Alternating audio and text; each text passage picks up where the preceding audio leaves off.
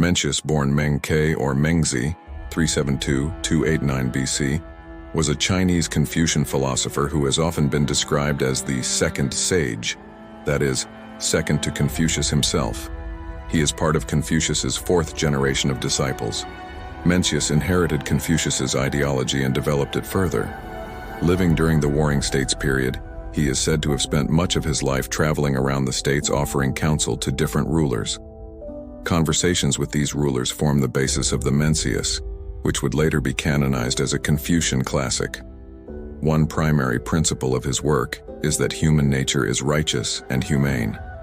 The responses of citizens to the policies of rulers embodies this principle, and a state with righteous and humane policies will flourish by nature.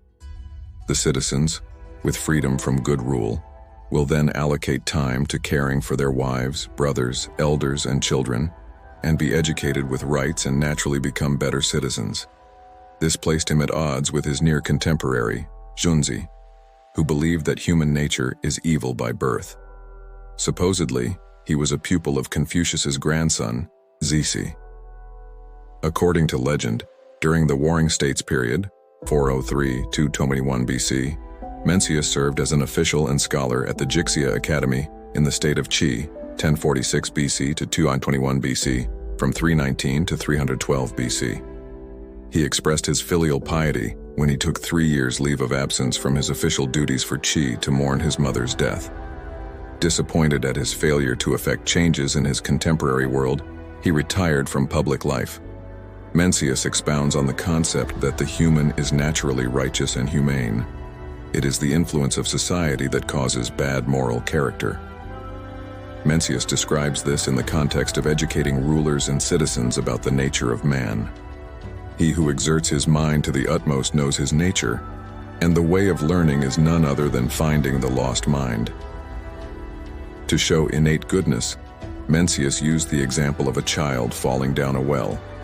Witnesses of this event immediately feel alarm and distress, not to gain friendship with the child's parents, nor to seek the praise of their neighbors and friends, nor because they dislike the reputation of lack of humanity if they did not rescue the child. The feeling of commiseration definitely is the beginning of humanity.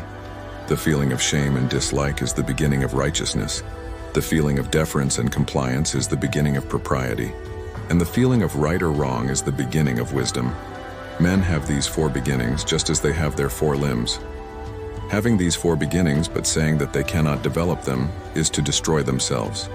Human nature has an innate tendency towards goodness, but moral rightness cannot be instructed down to the last detail.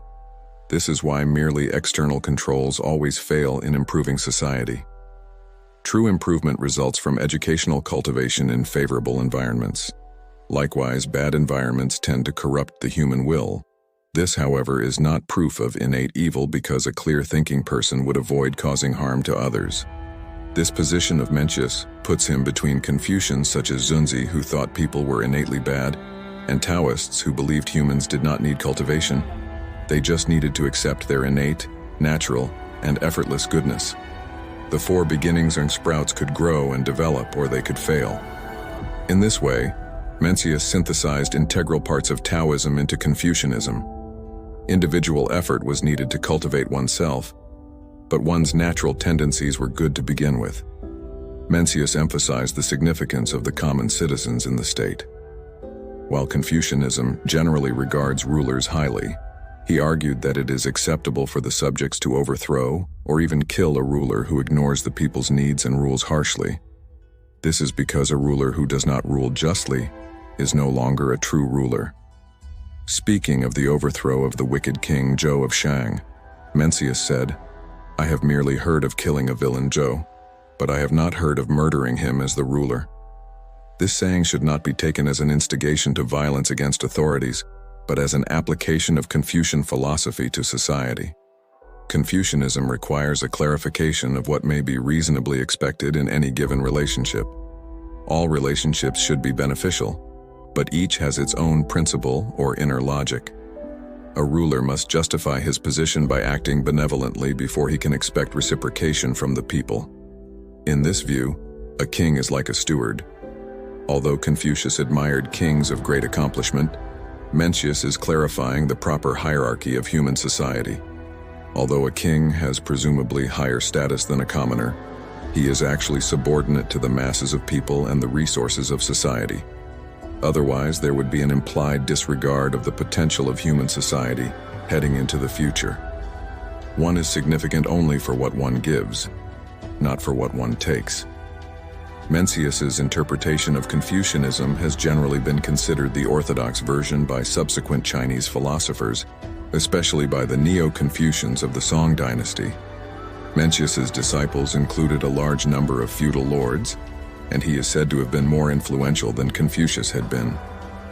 The Mencius, also spelled Mengzi or Mencius, a book of his conversations with kings of the time, is one of the 4 books that Zhu Xi grouped as the core of orthodox Neo-Confucian thought. In contrast to the sayings of Confucius, which are short and self-contained, the Mencius consists of long dialogues, including arguments with extensive prose. It was generally neglected by the Jesuit missionaries who first translated the Confucian canon into Latin and other European languages, as they felt that the Neo-Confucian school largely consisted of Buddhist and Taoist contamination of Confucianism. Matteo Ricci also particularly disliked what they had believed to be condemnation of celibacy as unfilial, which is rather a mistranslation of a similar word referring more to aspects of personality.